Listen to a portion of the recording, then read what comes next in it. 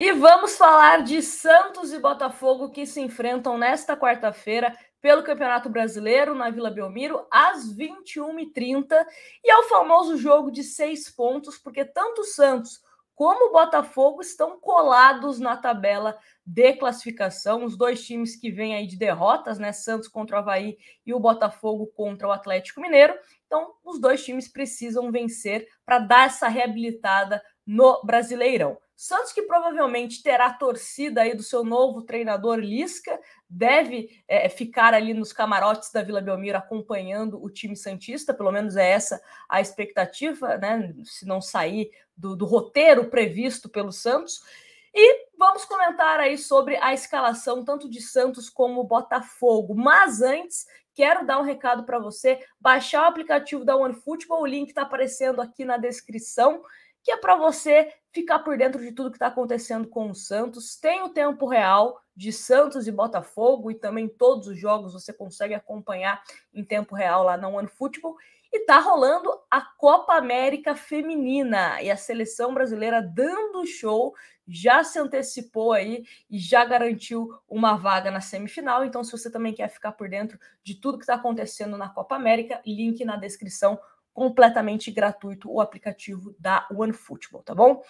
Bom, antes da gente comentar sobre a questão das escalações, tanto de Santos como também de Botafogo, vamos à classificação do Campeonato Brasileiro. Como eu disse, né, no comecinho do vídeo, os dois times estão bem próximos. O Santos está na 10ª colocação com 22 pontos e o Botafogo na 11ª colocação com 21 pontos. Então o Santos precisa dessa vitória dentro de casa, né, impor a questão fator casa, né, jogando ao lado do seu torcedor, para conseguir esses 3 pontos importantíssimos. Vale lembrar que depois, no próximo jogo, o Santos viaja para receber o Fortaleza no último jogo do primeiro turno.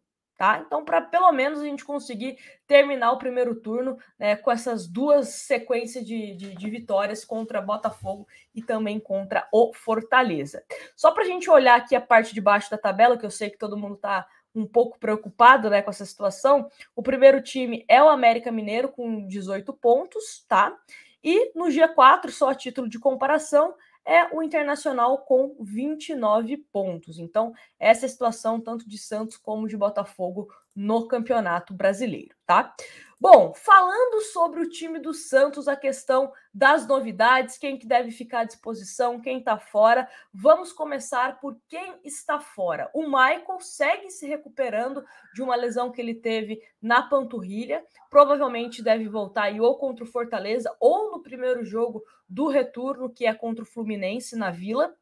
E também não teremos Lucas Pires, que segue se recuperando de uma lesão no joelho, né, no ligamento do joelho, e o Sandri, uma lesão na coxa. Então, são desfalques certos para o time do Santos. A boa notícia é que Rodrigo Fernandes volta. Pelo menos para mim é uma boa notícia. Eu acho que é um jogador que é importante para dar essa segurança para a zaga do Santos, né? Ainda mais que o Santos estará desfalcado do Michael. E também os nossos laterais. A gente sabe que o Santos vem sofrendo bastante com bola nas costas, com algumas desatenções aí dos nossos laterais, então é importante aí a presença de um jogador com mais pegada, né? Um jogador mais forte na marcação. Dito isso, vamos à provável escalação do time do Santos. Temos aí algumas dúvidas, aliás, né, em relação ao meio-campo, que a gente vai passar aqui para vocês. Mas é basicamente o seguinte: João Paulo, Madison, Luiz Felipe, Bauerman, Felipe Jonathan, Rodrigo Fernandes, Zanocelo ou Carlos Sanches, Bruno Oliveira, Batistão, Ângelo, Marcos Leonardo. Esse é o provável time do Santos. Qual que é a dúvida, como vocês perceberam aí na tela, é o seguinte: pode ser que o Zanocelo seja sacado do time do Santos para a entrada do Carlos Sanches, e aí o meio ficaria Rodrigo Fernandes, Sanches e Bruno Oliveira. Teoricamente, no papel, um time com mais criatividade, com o Sanches e com o Bruno Oliveira. Porém, você também corre o risco de sobrecarregar o Rodrigo Fernandes e também o restante, né, dos jogadores ali do setor defensivo, tanto os laterais como os seus zagueiros, e acabar estourando lá no João Paulo, porque aí de marcação mesmo, só o Rodrigo Fernandes no meio-campo. Não imagino um Sanches voltando para marcar, não tem físico para isso, e também nos últimos jogos que ele entrou, o Marcelo Fernandes deu uma certa liberdade, né, para ele se preocupar mais com a parte criativa, e o Bruno Oliveira também acredito que não vai ser esse cara que vai ficar marcando, né?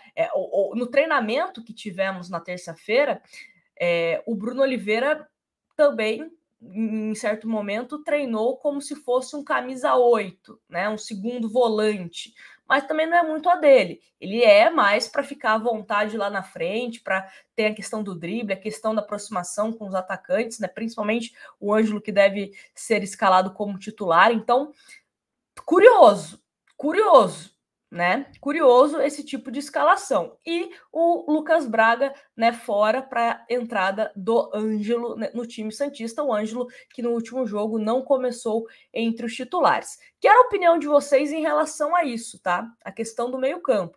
Você fortalece a questão criativa com Sanches e Bruno Oliveira, ou você prefere manter o Zanocelo e, de uma certa forma, dar uma sustentação um pouco melhor no setor defensivo? A minha opinião em relação ao Zanocelo é que ele não vive um bom momento. Foi expulso na Copa do Brasil contra o Corinthians, né? Desfalcou o Santos de um momento importante. Fez um gol contra na Sul-Americana. Fez um pênalti completamente infantil contra o Avaí. Não é nem a questão só de ser um pênalti infantil. É um pênalti que ele não prestou atenção ao que estava acontecendo ao seu redor. Se ele observasse que não tinha ninguém do Avaí, né, na área, por exemplo, talvez ele não tivesse dado aquele carrinho, só cercaria ali o Potker e, ok, morreu ali, né, a jogada da equipe do Avaí, mas ele colocou a mãozona lá, acabou dando pênalti pro time do Avaí, que acabou vencendo a gente. Então, o Zanocelo não está num bom momento. Então, não sei se isso é bom para o próprio jogador, porque claramente deve estar sem confiança, e também, se ele não tá bem, ele acaba prejudicando o coletivo, né? Quando você é expulso, quando você faz um gol contra, quando você faz um pênalti, você também prejudica o coletivo. Então, não sei se é o momento da gente preservar o Zanocelo. Tem que ver as opções no banco, né? Balieiro, Camacho, não sei se seriam opções melhores pensando na parte defensiva, tá? Não tô falando de Sanches e Bruno Oliveira, tô pensando na questão defensiva. Ah, não, Nájila, acho que tem que proteger mais, né, colocar um volante que ajude na marcação. Não vai ser o Sanches e não vai ser o Bruno Oliveira. Quem seria se não fosse o Zanocelo? É a pergunta que eu te deixo aqui para você me responder nos comentários qual seria o seu meio-campo, tá? Se você concorda comigo, beleza. Se você discorda, beleza também. Aqui a opinião de vocês que importa. A minha não é a dona da verdade, não sou a dona da verdade, né? Como eu sempre falo.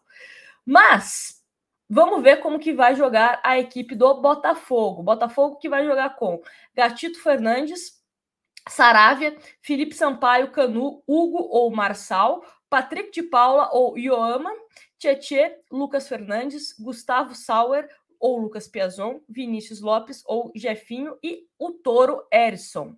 Então, esse deve ser o provável time do Botafogo para enfrentar o Santos. Botafogo que também está numa situação bem complicada, né? Não vem conseguindo ter bons jogos e bons resultados. Teve eliminação também na Copa do Brasil, uma eliminação bastante doída, né? Não querendo comparar, mas já comparando igual o do Santos. Óbvio que do Santos doeu mais por ser um clássico, pelo menos penso assim. Mas o Botafogo, né, também acabou sendo eliminado da Copa do Brasil e no Brasileiro não está conseguindo resultados da forma que esperava. Bom, é o famoso jogo de 6 pontos que eu disse. Faça a sua aposta. Quanto que vai ser Santos e Botafogo? Me conta aqui nos comentários. E não esqueça, se você quer ficar bem informado de tudo que está acontecendo com o Santos e também na Copa América Feminina, o link está na descrição para você baixar o aplicativo da OneFootball.